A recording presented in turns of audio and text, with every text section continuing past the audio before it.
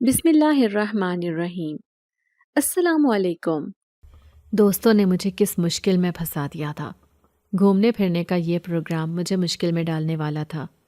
اس ویران اور سنسان جگہ پر ہماری گاڑی خراب ہو جائے گی، یہ تو میرے خواب و خیال میں بھی نہیں تھا۔ ہم تینوں کی تینوں دوست پریشان صورت لیے ایک دوسرے کی طرف دیکھے جا رہے تھے۔ گاڑی تھی کہ ٹھیک ہونے کا نام ہی نہیں لے رہی تھی۔ سب سے زیادہ پریشانی مجھے تھی۔ ابا سے جھوٹ بول کر جس طرح میں دوستوں کے ساتھ گھومنے پھرنے آیا تھا، یہ مجھے بہت ہی مہنگا پڑنے والا تھا، اور اب اگر رات تک گھر واپس نہ لوٹا تو مجھے خدشہ تھا کہ ابا میرے ساتھ خوب مار پٹائی کریں گے۔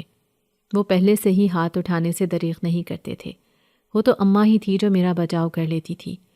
میں بار بار ادریس سے کہے جا رہا تھا، یار کچھ کر، جلدی گاڑی ٹھیک کر، مجھے گھر جانا ہے۔ یہاں سے تو کوئی راستہ بھی نظر نہیں آ رہا، دائیں طرف جانا ہے یا بائیں طرف، نہ ہی پیدل جا سکتے ہیں۔ ہر طرف جھاڑیاں اور خاردار درخت تھے، پانی کا تو نام و نشان بھی نہیں تھا، نہ ہی پرندے جانور کوئی چیز نظر آ رہی تھی۔ دھیرے دھیرے شام ڈھل رہی تھی۔ میں جانتا تھا کہ ایسے میں کسی کی مدد لینا تو دور کی بات ہے، کوئی انسان بھی نظر نہیں آئے گا جو ہمیں یہاں سے نکلنے کا راستہ ہی بتا دے۔ پھر ادریس اور خاور نے فیصلہ کیا کہ ہم میں سے ایک تھوڑی دور پیدل ہی پیدل جا کر کسی کو تلاش کرے گا۔ ہو سکتا ہے کوئی نہ کوئی مل ہی جائے جو ہمیں راستہ بتانے والا ہو۔ گاڑی کو یہیں کھڑا کر کے ہم یہاں سے فی الحال نکلتے ہیں، ایسا نہ ہو کہ یہ ایریا کسی ڈاکوؤں کا مرکز ہو۔ مجھے بھی بہت خوف محسوس ہو رہا تھا۔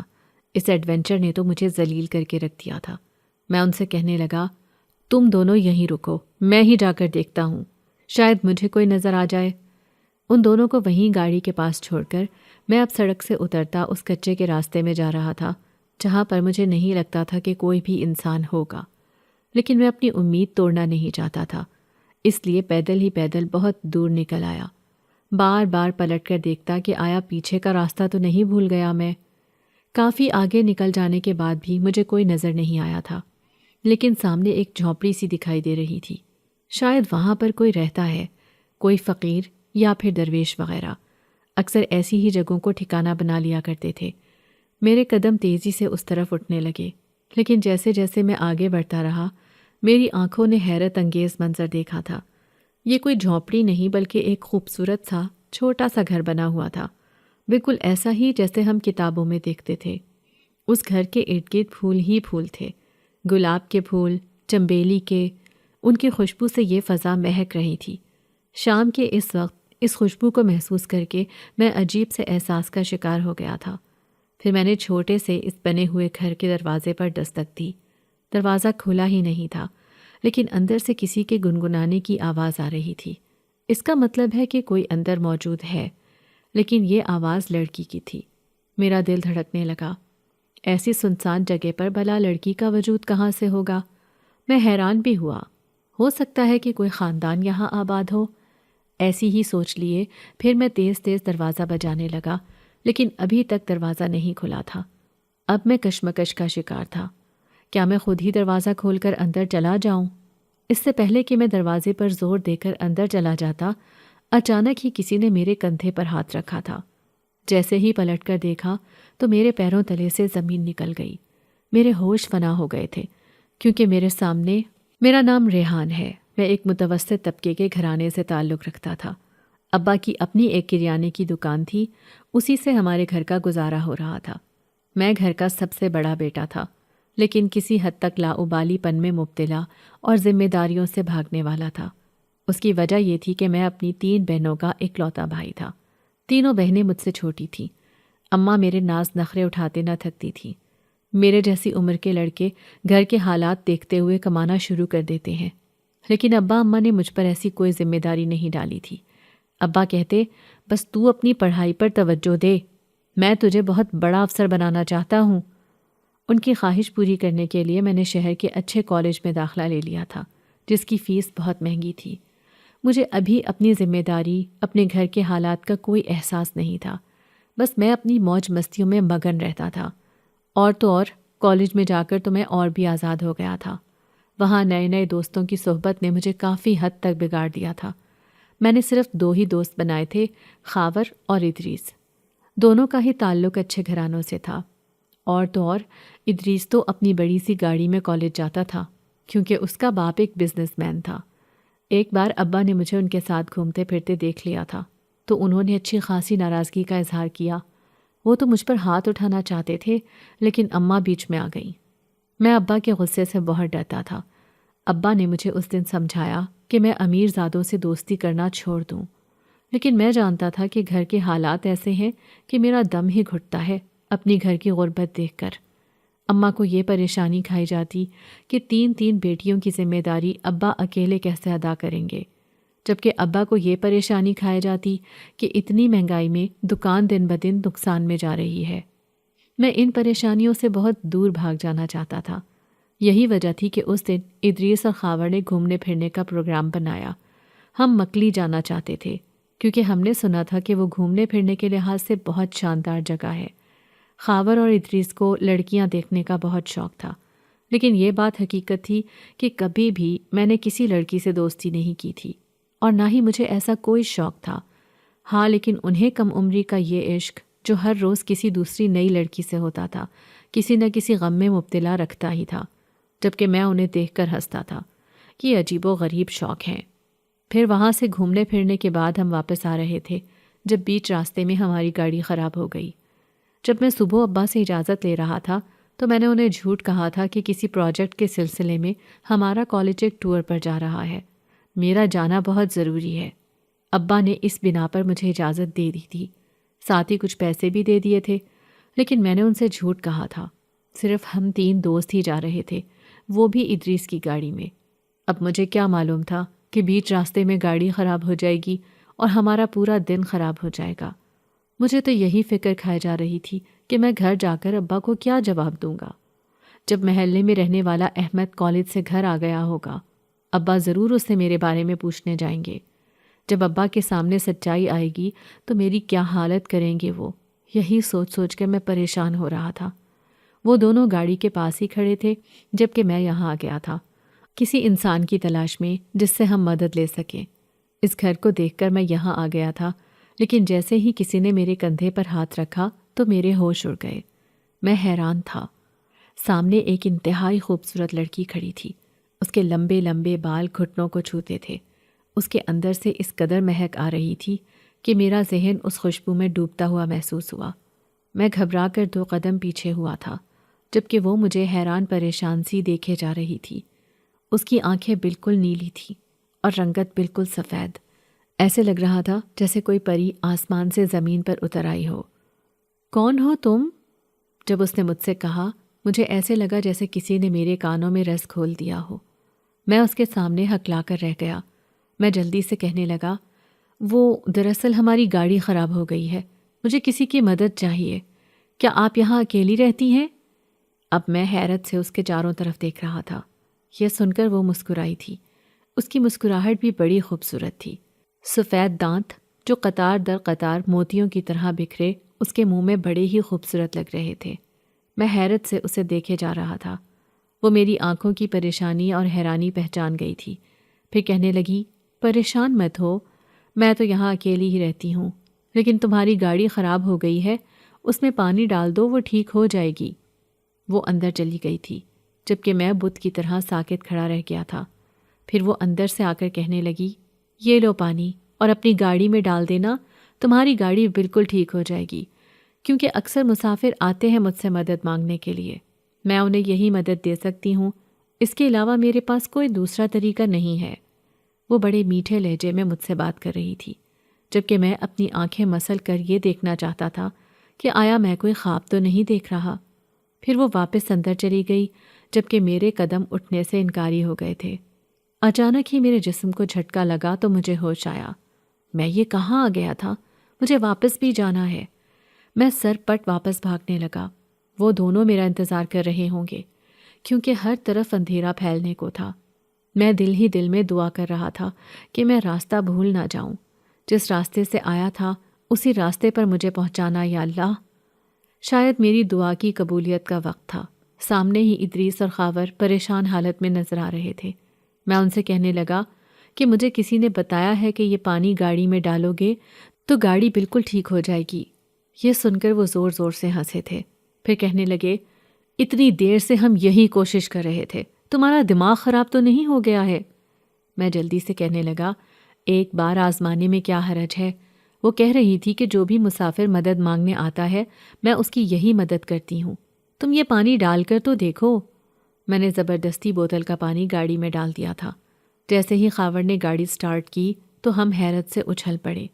گاڑی سچ میں ہی سٹارٹ ہو گئی تھی۔ ہم سب کی خوشی کی انتہا نہ رہی تھی۔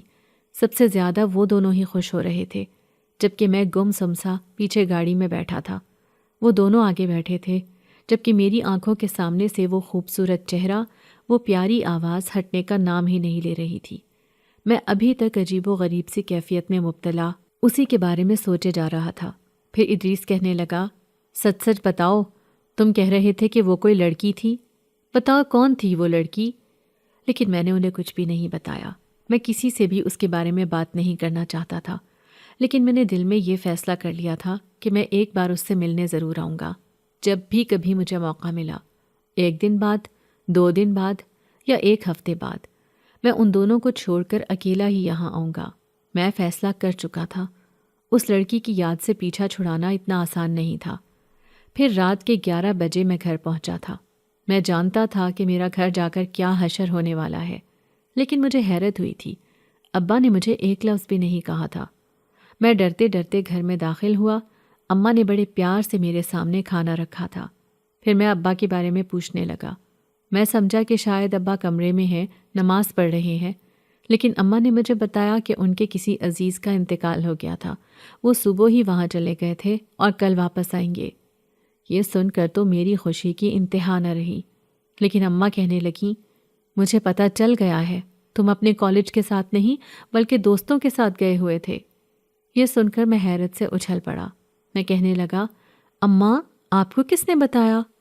تو وہ گھور کر کہنے لگی مجھے احمد نے پہلے ہی بتا دیا تھا۔ تم یہ جھوٹ بولنا چھوڑ دو بیٹا، اچھی بات نہیں ہے۔ بیٹا اب اپنے گھر کی ذمہ داری لو، تمہاری 3 بہنیں ہیں، ان کی شادی کرنی ہے، کب تک تمہارا باپ یہ ذمہ داری اٹھائے گا؟ وہ بھی اب تھک گیا ہے۔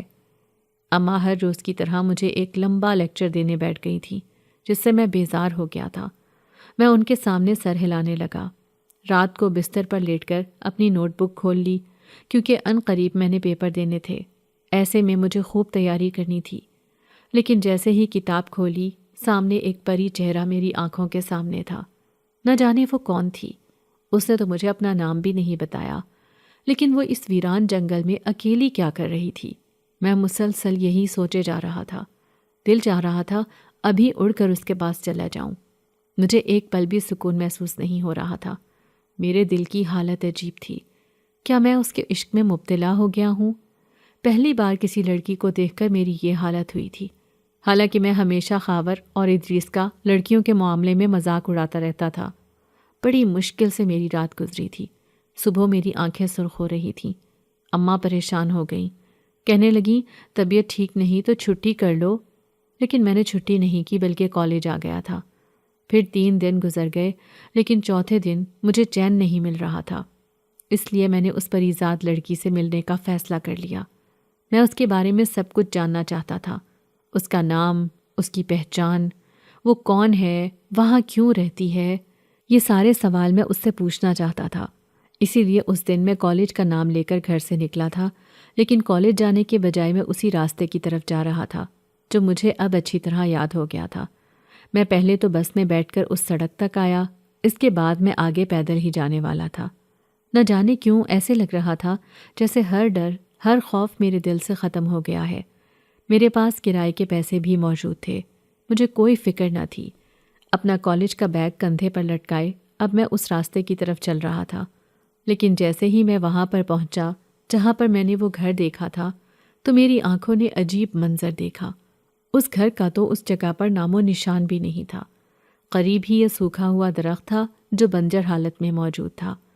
یہ درخت تو اس دن بھی تھا اور آج بھی ہے، لیکن آج وہ گھر کہیں نہیں تھا۔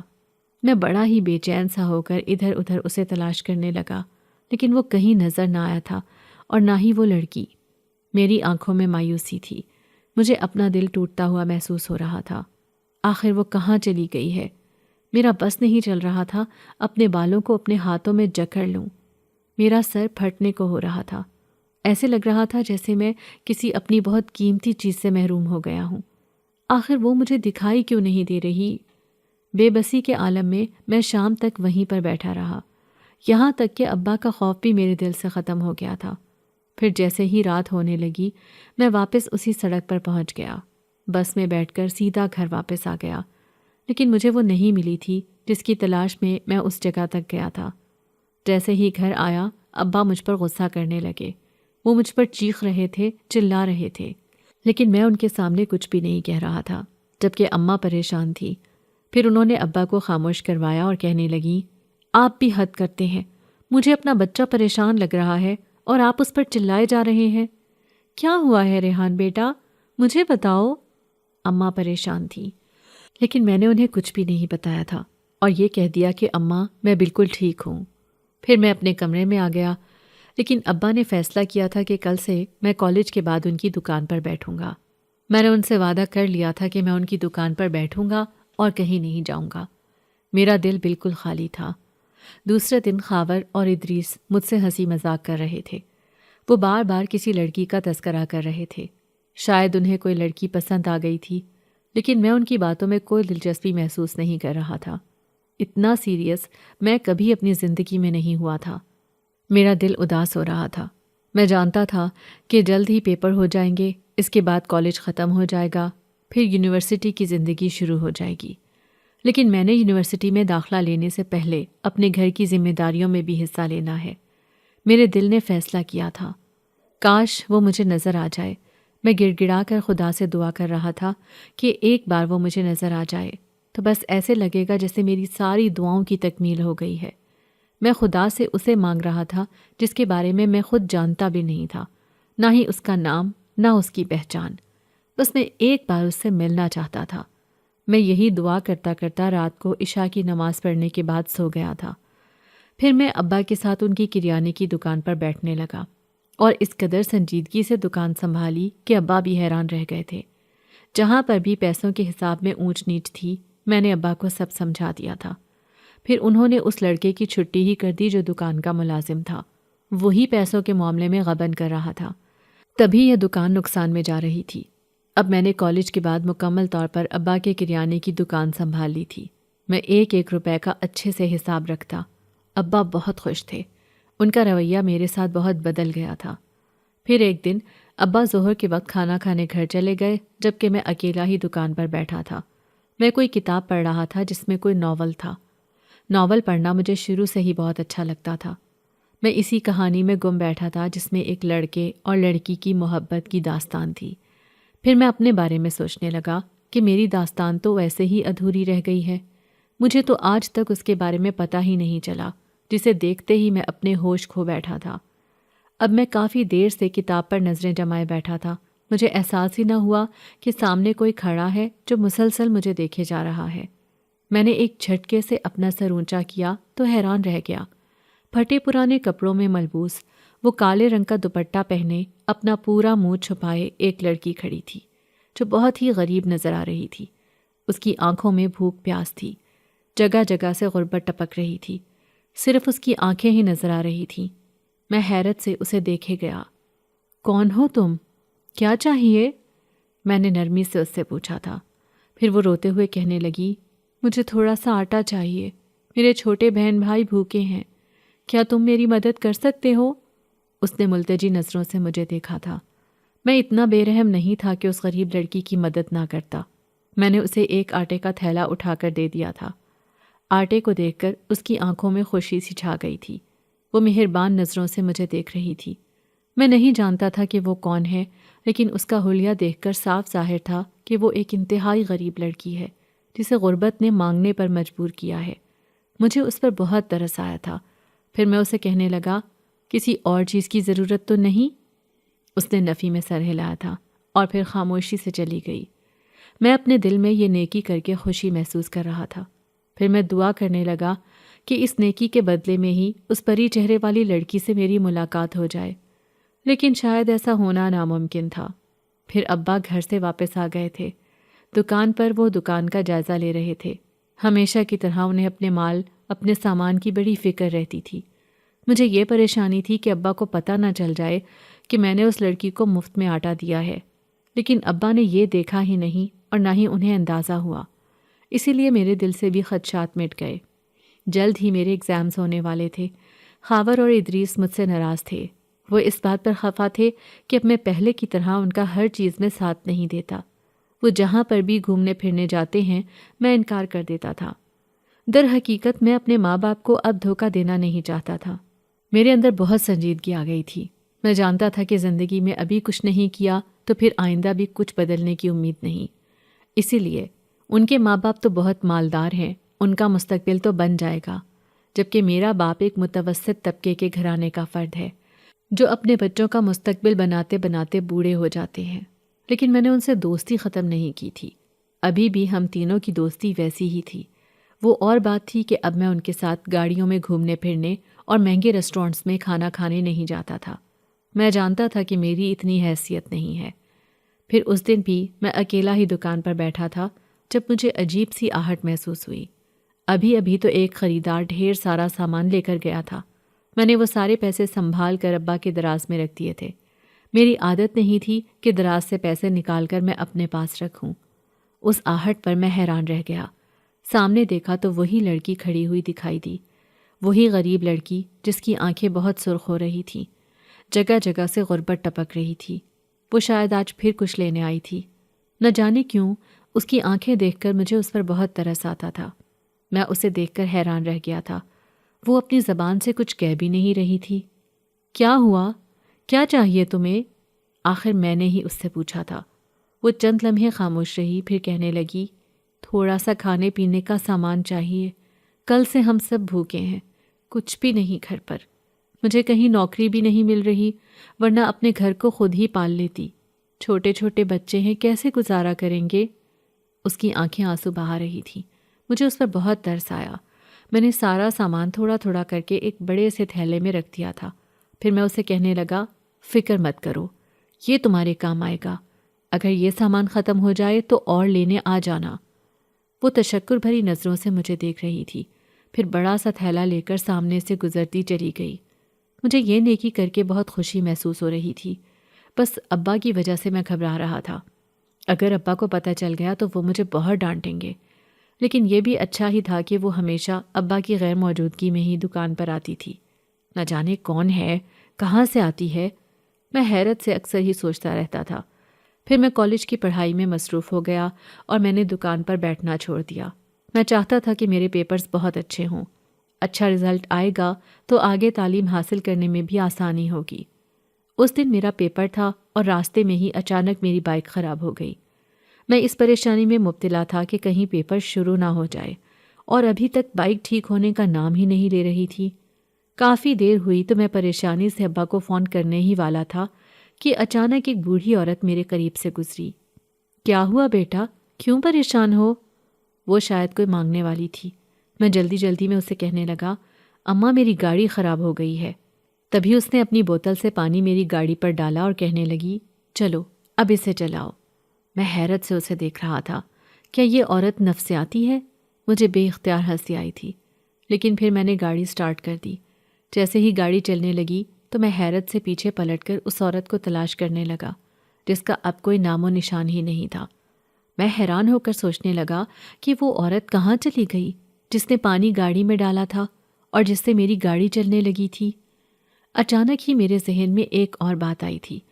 اس دن بھی تو پانی ڈالنے کی وجہ سے ہماری گاڑی چل پڑی تھی، جو ہم اس ویران جگہ سے نکلنے میں کامیاب ہو گئے تھے۔ ابھی کچھ بھی سوچنے کا وقت نہیں تھا۔ مجھے پیپر دینے کی جلدی تھی، اس لیے میں جلدی سے کالج پہنچ گیا تھا۔ پھر جیسے ہی تھکا ہارا گھر آیا تو تھکاوٹ نے مجھے کچھ سوچنے کا موقع ہی نہیں دیا۔ 2 دن بعد میرے پیپرز بھی ختم ہو گئے تھے۔ ایسے لگا جیسے میرے دل سے کوئی بڑا بوجھ اتر گیا ہے۔ اب میں خود کو بہت ریلیکس محسوس کر رہا تھا۔ جلد ہی میرا گریجویشن ہونے والا تھا۔ میرے ہاتھ میں ڈگری آتے ہی میں کسی اچھی نوکری کی تلاش کروں گا۔ میں نے اپنے مستقبل کے لیے بڑے بڑے خواب دیکھ لیے تھے۔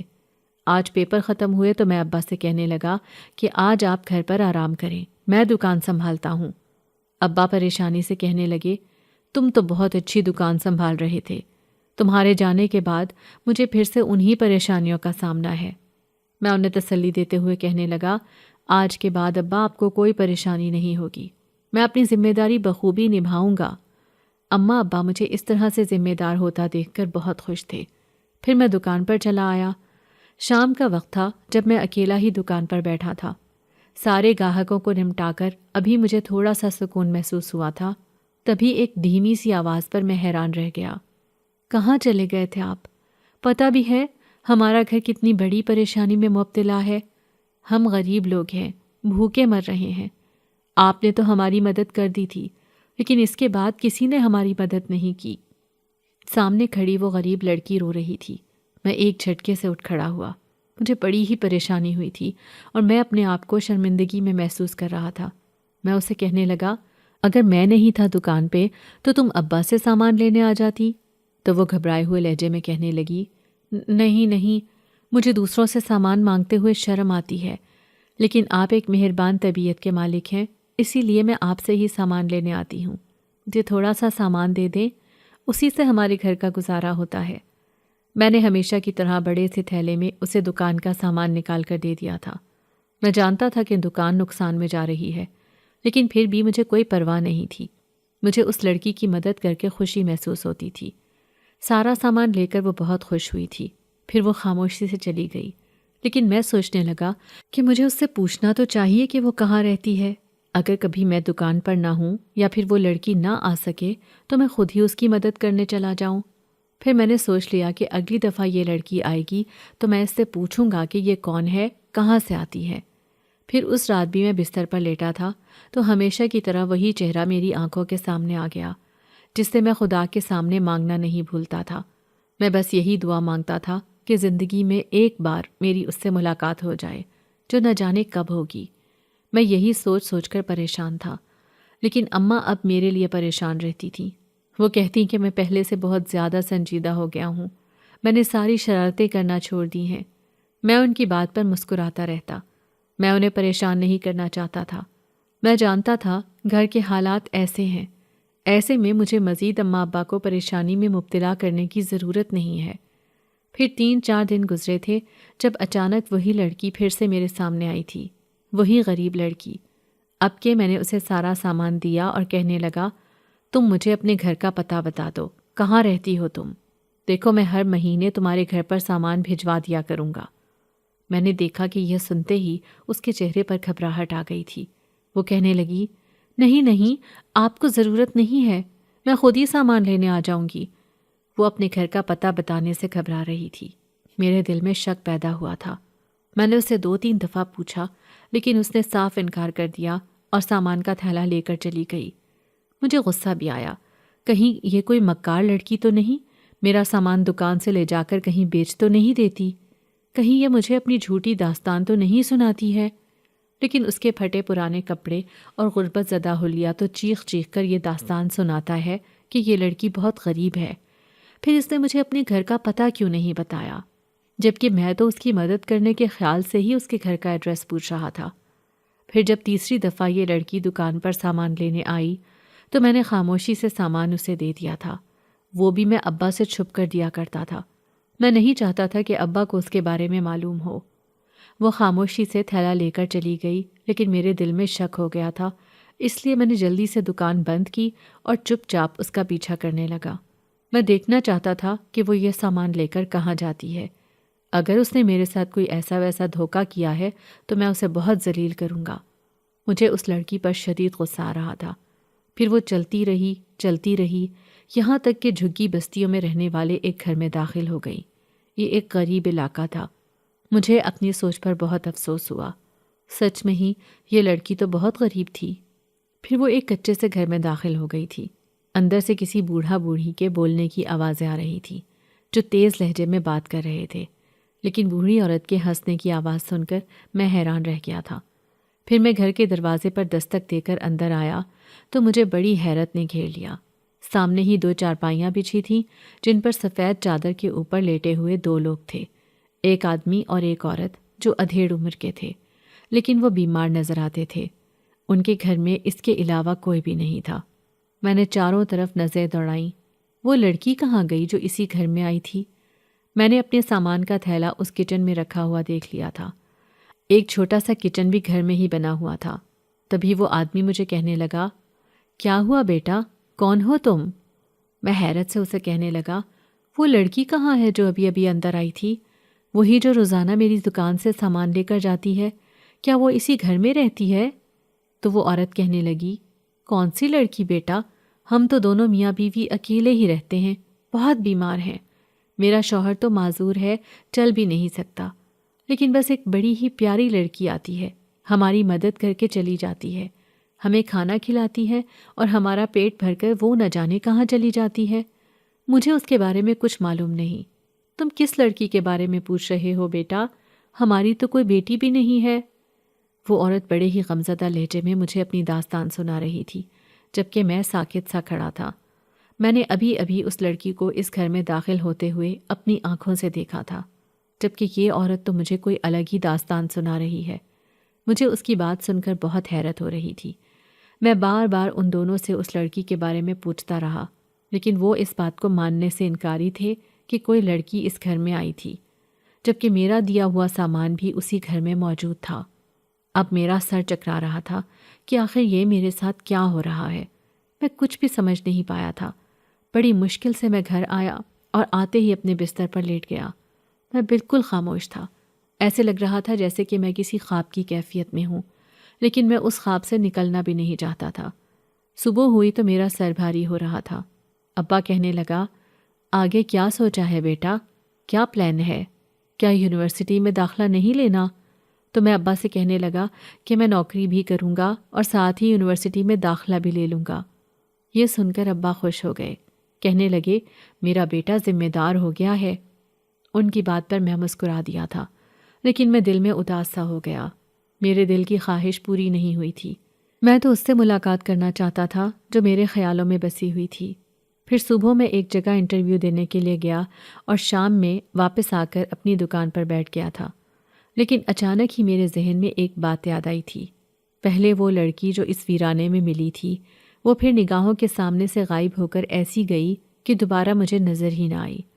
اس کے بعد وہ دوسری لڑکی جو سامان لینے کے لیے میری دکان پر آتی تھی، جسے میں غریب سمجھتا تھا، لیکن وہ بھی مجھے کہیں نظر نہیں آئی تھی۔ آخر میرے ساتھ ایسا کیوں ہو رہا ہے؟ میں حیران تھا۔ پھر جیسے ہی شام ہوئی، اچانک ہی وہ لڑکی میری دکان پر آ گئی۔ اس کی آنکھوں میں آنسو تھے، لیکن مجھے یہ سب دھوکا لگ رہا تھا۔ میں سمجھ گیا تھا کہ یہ میرے ساتھ ڈرامہ کر رہی ہے، اس کے پیچھے کوئی دوسری وجہ ہے۔ آخر یہ اس سامان کا کیا کرتی ہے، جبکہ وہ آدمی اور عورت تو اسے اپنی بیٹی ماننے سے انکاری تھے۔ یہ جھوٹ بول کر مجھ سے سامان لے کر جاتی ہے، آخر یہ ہے کون؟ وہ مجھ سے سامان کا تقاضا کر رہی تھی، وہی رونا رو کر کہ میرے چھوٹے بہن بھائی بھوکے ہیں۔ میں نے اسے سامان دے دیا تھا، لیکن میں اسے آج ہرگز ایسے ہی جانے نہیں دوں گا، بلکہ اس کا پیچھا کروں گا۔ میں نے سوچ لیا تھا۔ وہ جیسے ہی سامان لے کر گئی، میں چپکے سے اس کے پیچھے نکلا تھا۔ وہ ایک گلی میں داخل ہو گئی اور پھر اسی گھر کی طرف جانے لگی، لیکن میں ایک دم سے ہی اس کے سامنے آیا تھا۔ لیکن وہ مجھے اپنے سامنے دیکھ کر حیران ہو گئی، پھر کہنے لگی، کیا ہوا؟ میں نے غور سے دیکھا۔ سچ سچ بتاؤ، تم اس سامان کا کیا کرتی ہو؟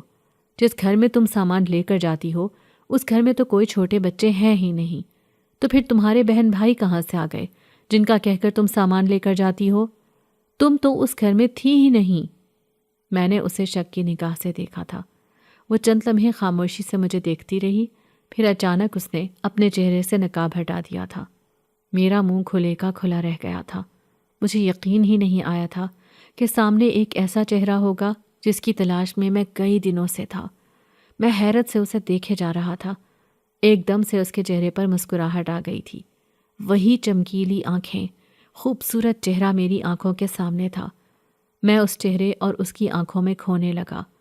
وہ جو غور سے مجھے دیکھے جا رہی تھی، کہنے لگی، ہاں، یہ سچ ہے کہ میں نے تم سے جھوٹ کہا تھا کہ میرے چھوٹے بہن بھائی ہیں جو بھوکے ہیں، ان کے لیے کھانا لینے آئی ہوں۔ لیکن سچ تو یہ ہے کہ میں یہ کھانا اپنے لیے بھی نہیں لے کر جاتی، بلکہ جن کو ضرورت ہے میں انہی کے لیے یہ سب لے کر جاتی ہوں۔ میں اس کے سامنے کچھ بھی نہیں بول سکا تھا۔ یہ وہی تھی جو مجھے اس ویرانے میں ملی تھی، لیکن آج اس حالت میں پرانے کپڑے پہن کر میرے سامنے تھی، جبکہ اس دن اس کی تازگی عروج پر تھی۔ اس دن تو وہ بہت خوبصورت لگ رہی تھی، آج بھی خوبصورت تو لگ رہی تھی، لیکن اس کا حلیہ بتا رہا تھا کہ اس کے حالات بہت خراب ہیں۔ میں حیرت سے اسے اپنے سامنے دیکھ کر کہنے لگا، تم وہی ہو نا جو اس دن مجھے ملی تھی؟ یہ تمہیں کیا ہوا ہے؟ وہ میری بات سن کر مسکرائی اور کہنے لگی، دراصل اس کے پیچھے ایک راز کی بات ہے۔ اگر یہ راز جاننا ہے تو آج رات تم مجھ سے ملنے آنا۔ اس گھر کے پیچھے جو درخت ہیں، میں وہیں پر تمہارا انتظار کروں گی۔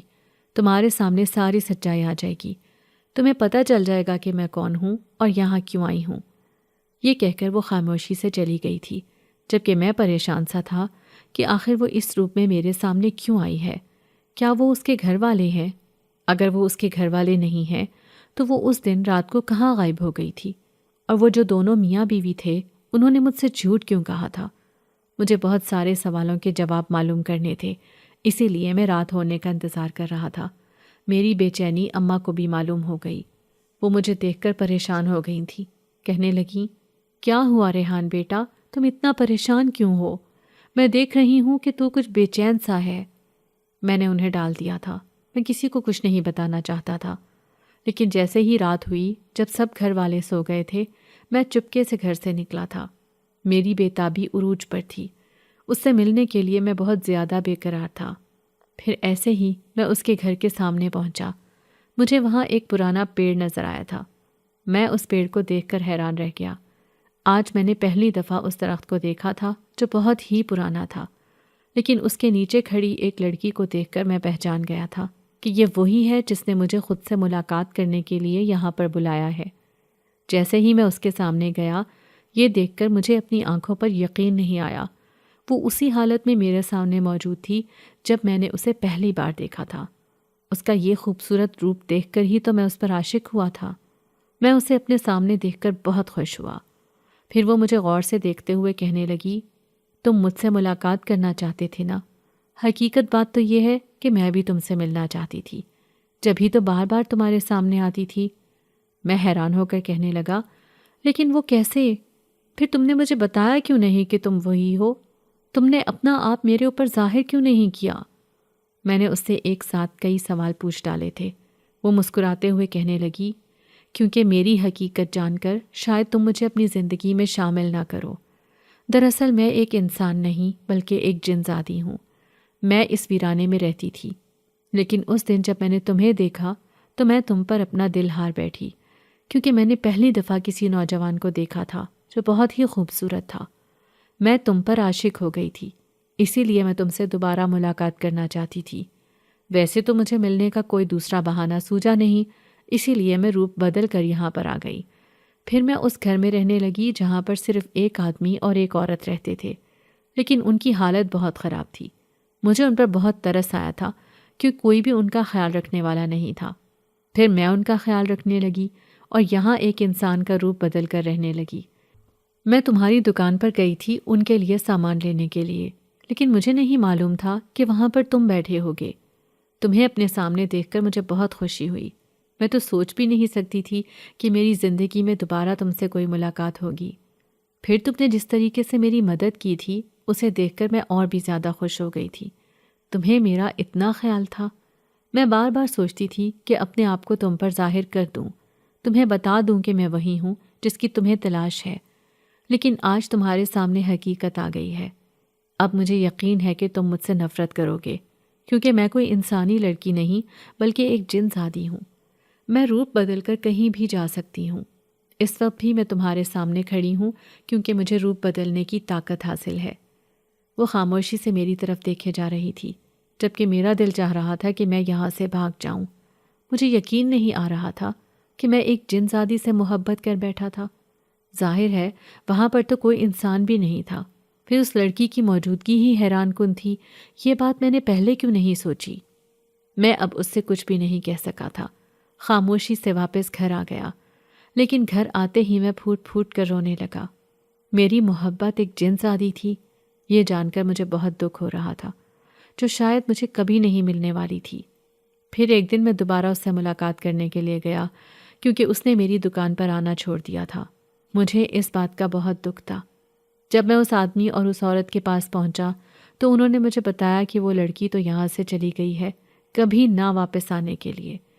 دراصل انہوں نے مجھے کہا کہ وہ کسی کی وجہ سے یہاں سے گئی ہے، لیکن اس لڑکی نے جاتے جاتے ہمیں کہا تھا کہ ایک لڑکا ضرور میرے بارے میں پوچھنے آئے گا، ہم اس سے کہیں کہ وہ ہماری مدد کرے، اس لیے ہم تم سے کہتے ہیں کہ تم ہماری مدد کرو، ہمارے حالات بہت خراب ہیں، کیا تم سچ میں ہی ہماری مدد کرنے آئے ہو؟ وہ دونوں میاں بیوی امید بھری نظروں سے میری طرف دیکھ رہے تھے، جیسے میں ہی ان کی آخری امید تھا، جیسے اگر میں ان کی مدد نہ کرتا تو شاید وہ ہمیشہ کے لیے کسی اندھیری کھائی میں گر جاتے۔ لیکن میرے دل میں ایک عجیب سا بوجھ تھا، ایک ایسا دکھ جو الفاظ میں بیان کرنا مشکل تھا۔ میرا دل دکھ سے پھٹنے کو ہو رہا تھا، یوں جیسے میرے اندر کوئی زخم تھا جو اب مزید گہرا ہو چکا تھا۔ مجھے یہ جان کر بہت اذیت ہو رہی تھی کہ وہ لڑکی جسے میں نے اپنے دل میں ایک خاص مقام دیا تھا واپس چلی گئی تھی، وہیں جہاں سے آئی تھی۔ یہ خیال کہ وہ اب شاید کبھی لوٹ کر نہیں آئے گی، میری روح میں ایک خالی پن بھر گیا تھا۔ میں نے خود کو بہت بار یہ سمجھانے کی کوشش کی کہ وہ غیر انسانی مخلوق تھی، اس کا میری زندگی میں کوئی ٹھکانہ نہیں تھا، لیکن میرے دل نے کبھی اس دلیل کو قبول نہیں کیا۔ میں نے اسے اپنے دل میں ایک عام انسان کی طرح بسایا تھا، جیسے وہ کوئی عام لڑکی ہو جس سے میں ہر روز مل سکتا، بات کر سکتا، ہنس سکتا، رو سکتا۔ پھر ایک دن میں خود کو روک نہ سکا اور اس کی تلاش میں اسی جگہ پر بھی گیا جہاں پہلی بار اس سے ملاقات ہوئی تھی، لیکن وہ مجھے کہیں نظر نہ آئی۔ میں نے ہر طرف نظر دوڑائی، ہر درخت کے پیچھے، ہر پتھر کے نیچے، جیسے وہ کہیں چھپ گئی ہو، لیکن وہ کہیں نہیں تھی، نہ کسی درخت کے پیچھے، نہ کسی جھروکے میں، نہ ہی کسی پرانی حویلی کے ویران کمرے میں۔ اب مجھے معلوم ہو گیا کہ شاید اس نے یہ محسوس کر لیا تھا کہ میں اس کے بارے میں جان کر بہت زیادہ ڈر گیا ہوں، اسی لیے وہ میرے سامنے نہیں آ رہی۔ لیکن حقیقت تو یہ تھی کہ بھلے ہی مجھے یہ معلوم ہو گیا تھا کہ وہ ایک جن زادی ہے، پھر بھی میں اسے بھول نہیں پا رہا تھا۔ اس کی یادیں میری ہر سانس کے ساتھ چلتی تھی، جیسے میرے اندر ہی کہیں وہ موجود ہو۔ میں نے لاکھ کوشش کی کہ خود کو اس احساس سے نکال سکوں، لیکن میں ایسا نہ کر سکا۔ اس کی ہنسی، اس کی باتیں، اس کی نظروں میں چھپی پراسراریت، سب کچھ میری یادوں میں نقش ہو چکا تھا۔ کئی سال گزر گئے، لیکن میرے دل میں اس کی محبت آج بھی ویسے ہی بسی ہوئی تھی، جیسے کسی چٹان پر کندہ تحریر، جسے نہ وقت مٹا سکتا ہے نہ کوئی طوفان۔ وہ بھلے ہی جن زادی تھی، لیکن سچ تو یہ تھا کہ میں نے اس سے سچی محبت کی تھی، ایک ایسی محبت جو کسی بھی انسان سے ہو سکتی تھی۔ میرے دل میں یہ خواہش اب بھی زندہ تھی کہ کاش میں اس سے ایک بار پھر مل سکوں، کاش میں اس سے ایک بار پھر بات کر سکوں، اسے بتا سکوں کہ میں اس سے ڈر نہیں گیا تھا، میں نے اسے چھوڑا نہیں تھا، بلکہ وہی تھی جو چلی گئی تھی اور مجھے ایک ایسی بے بسی میں چھوڑ گئی تھی جس کا کوئی علاج نہیں تھا۔ نہ جانے اب وہ میرے سامنے آئے گی یا نہیں، نہ جانے وہ مجھ سے ملنے کے لیے کبھی لوٹے گی یا نہیں، لیکن میں جانتا تھا کہ میں اپنی آخری سانس تک اس کی راہ دیکھتا رہوں گا، کیونکہ بعض محبتیں صرف ایک ملاقات کی محتاج نہیں ہوتی، بعض محبتیں وقت اور زمانے کی قید سے آزاد ہوتی ہیں۔